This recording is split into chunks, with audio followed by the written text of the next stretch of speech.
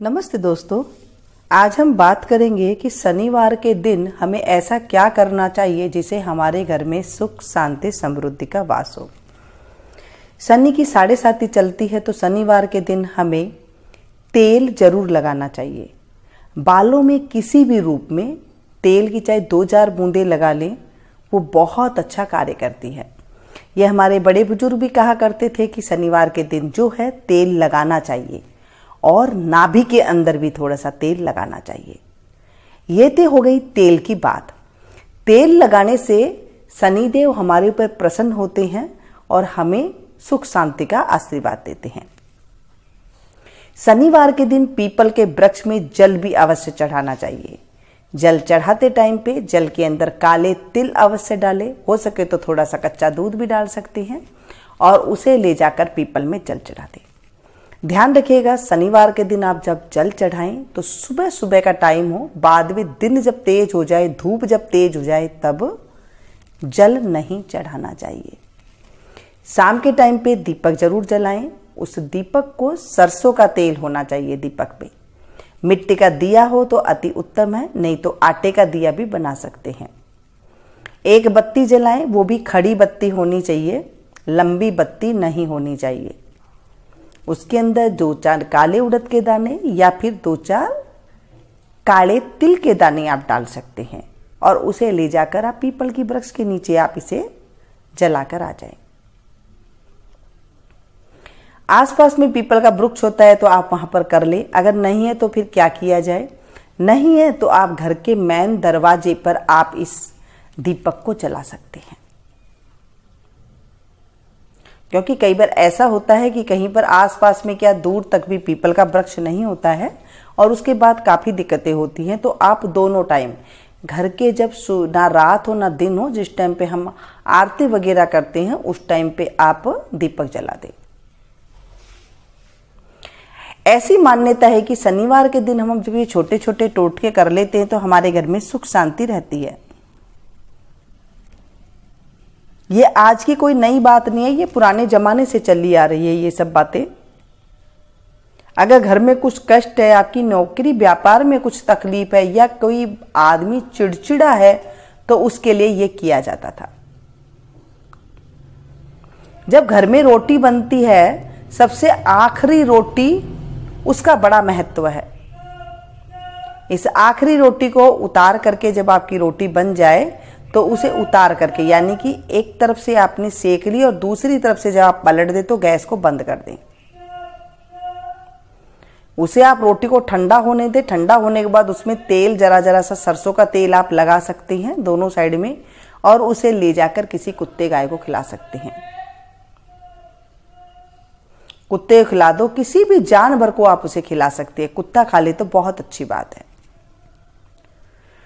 कुत्ते को जब रोटी दे आप उसे ऐसे फेंके नहीं, फेंकने से अपमान होता है, क्योंकि हमें भी अगर कोई फेंक करके देता है तो हम भी नहीं खाते हैं। कुत्ते को जब आप रोटी दे बड़े ही प्यार से दे, आराम से दे, ताकि उनको ऐसे मान इज्जत से दे जैसे हम अपने ऊपर कोई कृपा आशीर्वाद ले रहे हैं। इस तरह से आप उन्हें खाने को दें।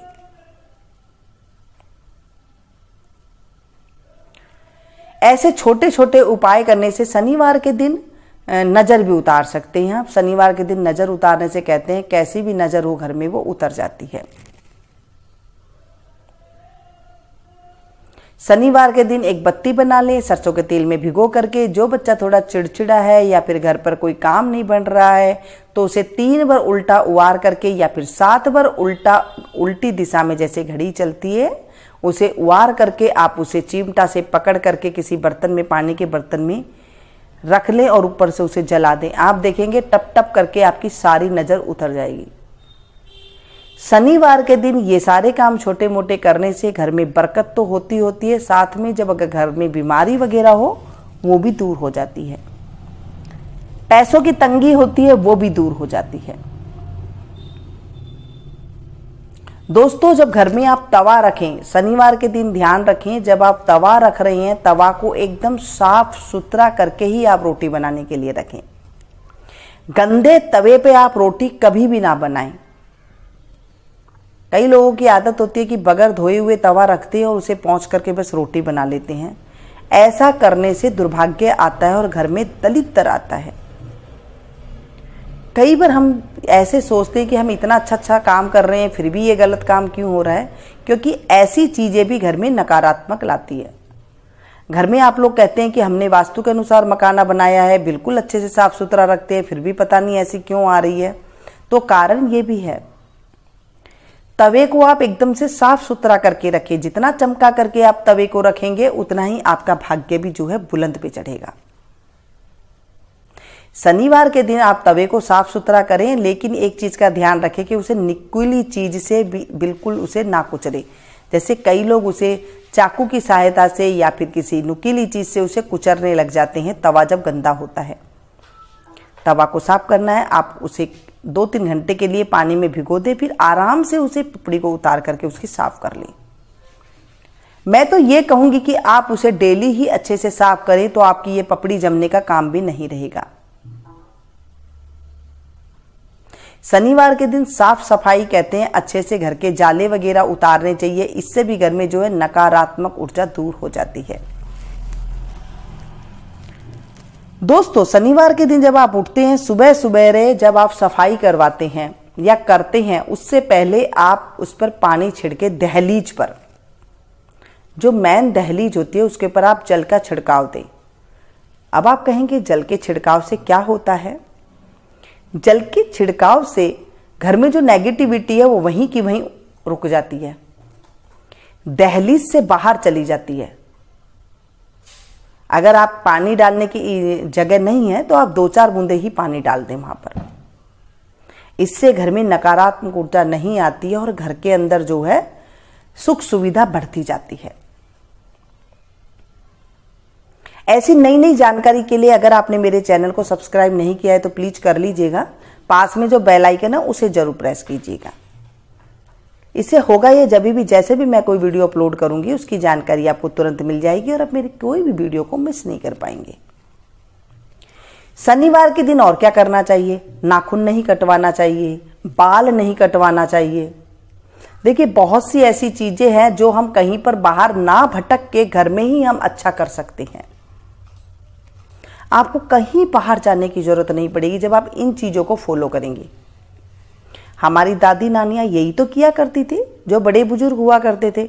आज हम न जाने कितनी तरह की चीजों को देखते हैं और उल्टा पुल्टा करने लग जाते हैं। एक बात और बताऊं मैं, आजकल एक नया सिस्टम चल गया है कि तवा जब आप रखते हैं गैस चूल्हे पर साफ करके, उसके बाद पानी का छींटा देते हैं, अति अशुभ होता है। हमारी दादी नानियां ये चीज के लिए मना किया करती थी कि तवे के ऊपर पानी डालने से जो छन की आवाज होती थी वो घर के सदस्यों को बुरी किस्मत लेके आया करती थी। तो पानी आप ना डाला करें। तवे को दोस्तों हमेशा रसोई में गैस चूल्हे के दाहिनी ओर रखना चाहिए, क्योंकि गैस चूल्हे के दाहिनी ओर मां अन्नपूर्णा का वास होता है। और इसे छिपा कर भी रखना चाहिए। ऐसे नहीं कि पूरे दिन खुले में रखा हुआ है, कोई आया गया वो उसे देखता रहे। नहीं, जैसे काम हो गया उसे आप उठा करके रख दें। कई लोगों की आदत होती है कि तवे को खाना बनाने के बाद गैस चूल्हे के ऊपर ही छोड़ देते हैं। तवा हुआ, कढ़ाई हुई, इन्हें गैस चूल्हे के ऊपर ही छोड़ देते हैं। यह भी शुभ नहीं माना जाता।